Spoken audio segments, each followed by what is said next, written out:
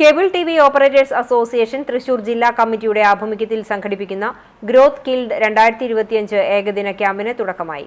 കുന്നംകുളം വ്യാപാര ഭവനിൽ നടക്കുന്ന growth guild 2025 organisation goal setting പ്രോഗ്രാമിന്റെ ഉദ്ഘാടനം ജില്ലാ സെക്രട്ടറി ആന്റണിയുടെ സാന്നിധ്യത്തിൽ സംസ്ഥാന എക്സിക്യൂട്ടീവ് മെമ്പർ വിജയകൃഷ്ണൻ നിർവഹിച്ചു.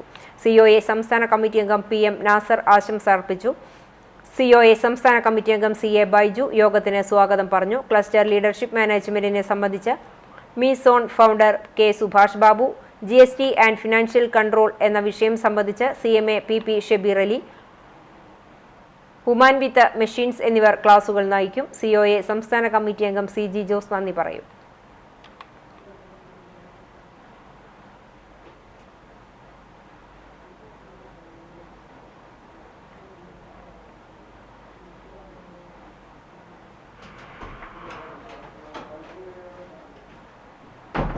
വളരെ മുമ്പേ ചിന്തിക്കുകയും പ്രവർത്തിക്കുകയും ചെയ്യുന്നൊരു സംസ്ഥാനം എന്നുള്ള രീതിയിലാണ്. ഇപ്പം ഡിജിറ്റൽ ഡിവൈഡ് ഇല്ലാതാക്കുക, ആന്തരം ഇല്ലാതാക്കുക എന്നുള്ള രീതിയിലൊക്കെയാണ് ഗവൺമെൻറ് പോലും K-ഫോൺ പോലുള്ള പദ്ധതികളൊക്കെ ആവിഷ്കരിച്ചിട്ടുള്ളത്.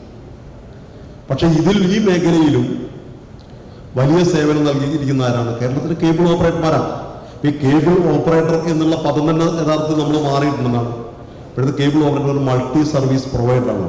ഒരു മൾട്ടി സർവീസ് പ്രൊവൈഡർമാർ, ഒരു MSP എന്നുള്ള രീതിയിൽ വിശേഷിപ്പിക്കേണ്ട അവസ്ഥയിലാണ് നമ്മളുള്ളത്. ആ രീതിയിലേക്ക് നമ്മൾ മാറിയിട്ടുണ്ട്.